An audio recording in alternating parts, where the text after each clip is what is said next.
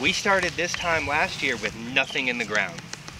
None of these crops were in the ground. Everything just like it's in the greenhouse. Okay. That's what we started with. So we wised up and we said, let's overwinter. So we've got 130 feet of chard there. This is about 110 feet. And we've got another couple hundred feet already started in the greenhouse. So we'll be on the ball for spring. It's a beautiful thing. Well, let me show you what's going on with the greenhouse. We started this greenhouse last year.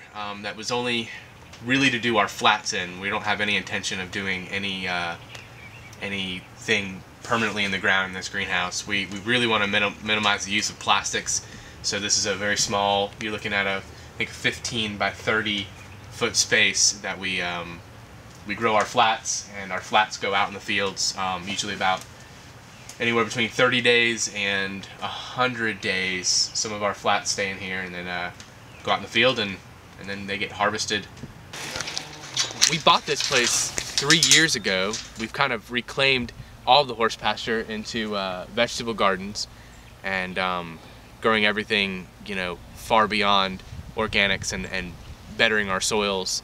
That was our goal 3 years ago. We've kind of fulfilled that goal, and now we're moving on and moving on to bigger things as far as more of a community project. Yeah, it's been a pretty natural kind of organic flow, learning about reclaiming for the vegetables and everything, and now we're ready to move on and reclaim the rest of it and do some permaculture projects, get some orchards going on, and some food for us, and really start planning for 5, 10, 25 years down the road.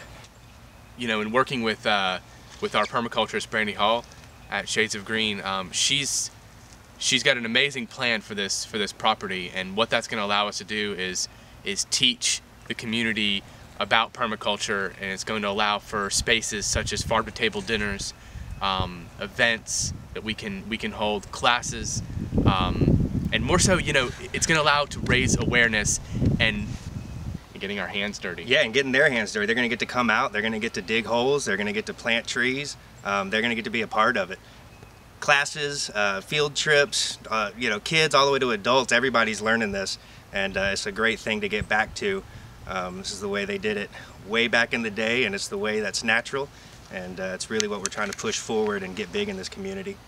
This Kickstarter is going to allow us to do that, and we really appreciate anyone who can donate any amount of money to the Kickstarter program. This is going to be a really great opportunity for us to not only better this farm, but better our future.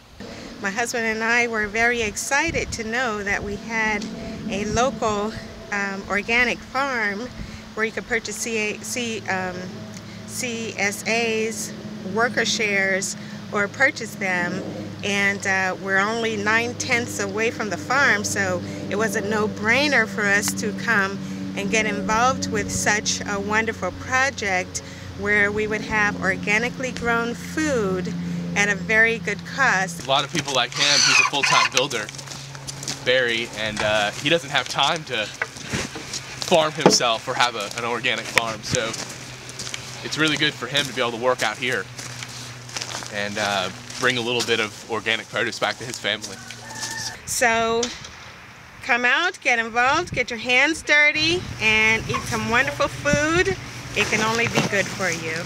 We think we can really change things up here, and at least, you know, plant a seed, if you will, in the kids, so down the road they'll know what real farming is. And when somebody says they want to put, you know, a GMO seed in the ground or want to put poison on their crops to make them grow better, they'll think twice, because hopefully they've been out here to see how we do it and they know there is a different way.